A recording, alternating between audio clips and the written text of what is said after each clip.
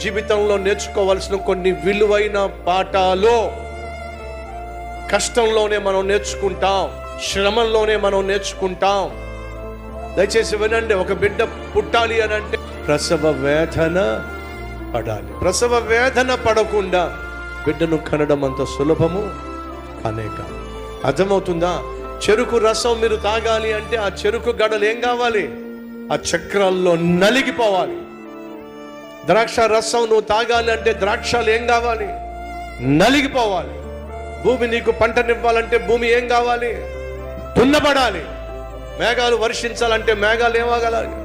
పగిలిపోవాలి.